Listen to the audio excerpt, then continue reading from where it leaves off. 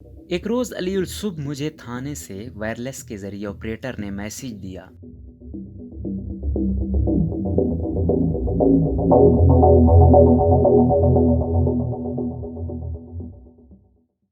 کچھ دن قبل تھانہ لڈن کے علاقے سے 4 ڈاکو نے معروف زمیندار نصیر خان خاکوانی کے ڈرائیور سے اس کی گاڑی ٹویوٹا کرولا برنگ سرخ 1998 ماڈل لندن ایڈیشن مالیتی 50 لاکھ روپے گن پوائنٹ پر چھین لی ہے اور ڈرائیور کو رسیوں سے باندھ کر کماد کے کھیت میں پھینک کر فرار ہو گئے ہیں۔ ایس ایچ او صغیر وٹو لکھتے ہیں کہ یہ 2001 کی بات ہے اور اس واردات کی خبر آنے سے کچھ ہی عرصہ قبل میری تعیناتی بطور ایس ایچ او تھانہ فتح شاہ ہوئی تھی۔ ویسے تو اس علاقے میں مجموعی طور پر جرائم کی شرح کم تھی، لیکن انہی دنوں وہاں وسلی گینگ نے لوٹ مار کا بازار گرم کر رکھا تھا۔ اس صبح وائرلیس پر مزید بتایا گیا کہ لڈن پولیس کی جانب سے ضلع بھر میں ناکہ بندی کروائی گئی ہے اور ڈی پی او صاحب نے تمام ایس ایچ اوز اور ڈی ایس پی صاحبان کو حکم دیا ہے کہ وہ اپنے اپنے علاقے میں ناکہ بندی کریں اور گاڑی کو ٹریس کر کے ملزمان کو پکڑنے کی کوشش کریں۔ اس گینگ کا سربراہ منظور وسلی تھا، جس کا علاقے بھر میں خوف اور دہشت کی علامت بن چکا تھا۔ اس گینگ نے زیادہ تر ڈکیتی اور رہزنی کی وارداتیں بھاول نگر، وہاڑی اور خانیوال میں کی تھی۔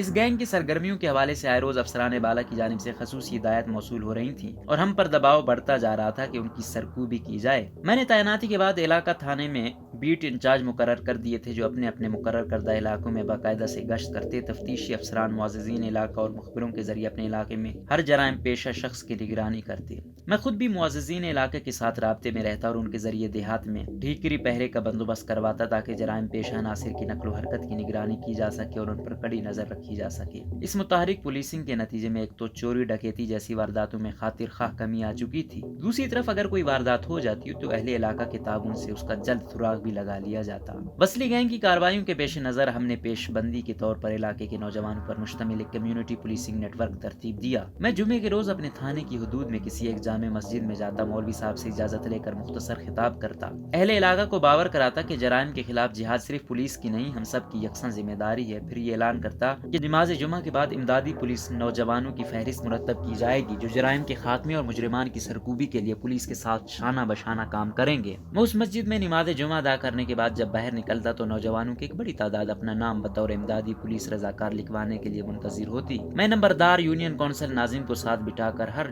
نوجوان کا مختصر سا انٹرویو کرتا اور اس کے چال چلن کے بارے میں علاقہ ناظم سے تصدیق کر کے اسے فہرست میں شامل کر لیتا۔ ہمارا کمیونٹی پولیسنگ کا تجربہ اس قدر کامیاب تھا کہ جب بھی کسی واردات کی وائرلیس پر اطلاع موصول ہوئی تو ہم فوری طور پر علاقے کے مساجد میں اعلان کرواتے اور ترتیب دیے گئے لائحہ عمل کے تحت ڈنڈا بردار نوجوانوں کی ایک پوری ٹیم ان ناکوں پر پولیس کے ساتھ ذمہ داریاں سنبھال لیتی اور اس وقت تک موجود رہتی جب تک انہیں سٹینڈ ڈاؤن کرنا کہا جاتا۔ اب اپنے علاقے میں وسلی گینگ کی واردات کی خبر سن کر میں باقی تمام کام موقوف کر کے سارے وسائل اس پر مرکوز کر چکا تھا۔ بورے والا سے تھانہ فتح شاہ کی سمت آنے والی ایک ہی مرکزی سڑک تھی جو اڈا کچی پکی سے ہوتی ہوئی براستہ لوڈن ضلع وہاڑی کی طرف جاتی تھی۔ تھانے کی حدود میں 3 لنک روڈز تھے، جن میں لنک روڈ دربار حضرت بابا حاجی شیر رحمت اللہ علیہ سب سے اہم تھا، کیونکہ یہی راستہ تھا جو تھانہ سہوکا سے ہوتا ہوا تخت محل بھاول نگر کی جانب نکلتا تھا۔ ہم نے فوری طور پر تینوں لنک روڈز پر 2 شفٹوں میں مکمل ناکہ بندی کر دی۔ دربار حاجی شیر پر لگائے گئے ناکے کی سربراہی کم از کم ایک اسسٹنٹ سب انسپکٹر کی ذمہ تھی اور میں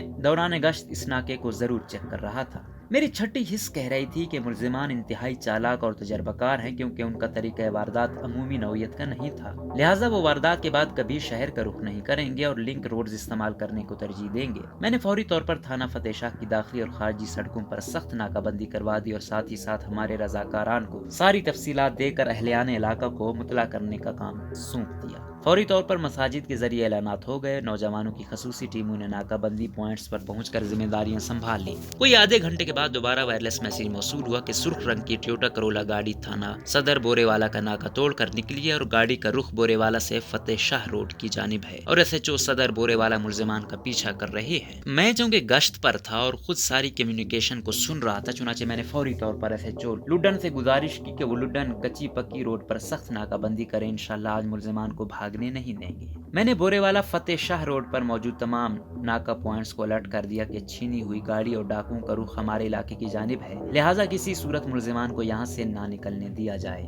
कुछ ही देर में एक तेज रफ्तार गाड़ी ने फतेह शाह दरबार हाजी शेर लिंक रोड से गुजरने की कोशिश की, लेकिन पुलिस और डंडा बरदार अवाम उन्नास की बड़ी तादाद को देखते हुए मुलजिमान ने खौफजदा होकर 2-3 हवाई फायर किए और गाड़ी रिवर्स करके दोबारा फतेह शाह कच्ची पक्की रोड की तरफ भगाना शुरू कर दी। मैंने फौरी तौर पर वायरलेस के जरिए अगले नाके की टीम को मतला कर दिया और खुद सरकारी गाड़ी से मुलजिमान का ताकुब करने लगा। मुझे उस जात पर पूरा भरोसा था कि हमारी ये कोशिशें जरूर रंग लाएंगी और मुलजिमान गिरफ्तार होंगे। मुलजिमान जहाँ से भी गुजरते उन्हें सड़क के दोनों अतराफ डंडा बरदार लोग दिखाई देते, चुनाचे वो गाड़ी की रफ्तार मजीद बढ़ा देते। रफ्ता रफ्ता गाड़ी की रफ्तार खतरनाक हद तक ज्यादा हो गई और हमें उसका पीछा करने में मुश्किल पेश आने लगी। मिलपुर के करीब सड़क का इंतहाई खतरनाक मोड़ था। जब मुलजिमान ने तेज रफ्तार गाड़ी को उस मोड़ से गुजारने की कोशिश की तो ड्राइवर गाड़ी पर काबू ना रख सका और वो मुड़ते हुए कलाबाजियां खाती हुई दरख्त से जा टकराई और उलट गई। हम गाड़ी का ताकुब करते हुए पीछे पीछे आ रहे थे, लिहाजा अगले ही लम्हे हम मौके पर मौजूद थे। ये वही सुर्ख रंग की टोयोटा गाड़ी थी जिसे थाना लुडन की हदूद से छीना गया था। गाड़ी के पीछे लंदन एडिशन भी लिखा हुआ था। हमने सबसे पहले अहले इलाका की मदद से गाड़ी को सीधा किया और चारों मुलजिमान को जख्मी हालत में गाड़ी से निकाला।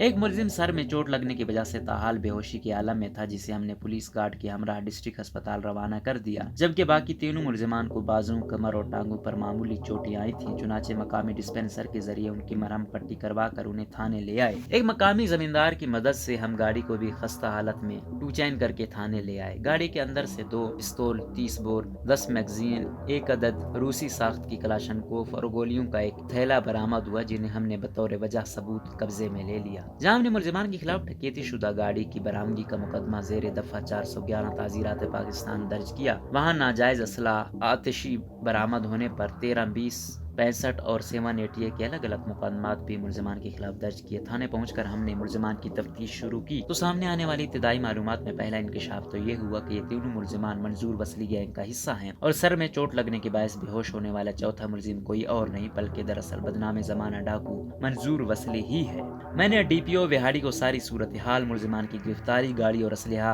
आतिशिन की बरामदगी से मुतालिक आगाह किया। DPO साहब की हिदायत पर मंजूर वसली के अस्पताल में सिक्योरिटी मजीद सख्त कर दी गई। पुलिस लाइन विहाड़ी से भी DPO साहब के हुक्म पर एक खसूसी गार्ड डिस्ट्रिक्ट अस्पताल रवाना कर दी गई ताकि मंजूर वसली जैसा खतरनाक और बदनाम जमाना मुलजिम कहीं फरार ना हो जाए। थाना लुडन में उस वारदात का मुकदमा पहले ही दर्ज हो चुका था, इसलिए उन्होंने भी मुलजिमान को शामिल तफ्तीश कर लिया। मुलजिमान ने दौरान तफ्तीश मुतअद्दिद वारदातों का इंकशाफ किया। मंजूर वसली गैंग की गिरफ्तारी न सिर्फ मेरे लिए बल्कि पूरी विहाड़ी पुलिस के लिए बहुत बड़ी कामयाबी थी। अगरचे इस केस का सुराग लगाने, मुलजिमान का ताकुब करने, उनकी गिरफ्तारी अमल में लाने पर मुझे और मेरी टीम को इनाम व इकराम और तारीफ एसनाद से नवाजा गया, लेकिन इस इनाम की असल हकदार थाना फतेह शाह के वो गयूर बासी हैं जिन्होंने न सिर्फ पुलिस पर एतमाद किया बल्कि शाना बशाना खड़े होकर जराइम पेशा नासिर को ललकारा। मुझे पूरा यकीन है कि अगर कम्युनिटी पुलिसिंग को बरेकार ना लाया जाता तो वसली गैंग से बरामद होने वाला खुदकार आतिशी असला और गोलियां इस कदर जरूर था कि मुलजिमान पुलिस के घेरे में भी कम से कम 1 घंटे तक पुलिस मुकाबला जारी रख सकते थे। इस दौरान दोनों तरफ का कितना जानी नुकसान होता इसका कोई अंदाजा नहीं लगाया जा सकता।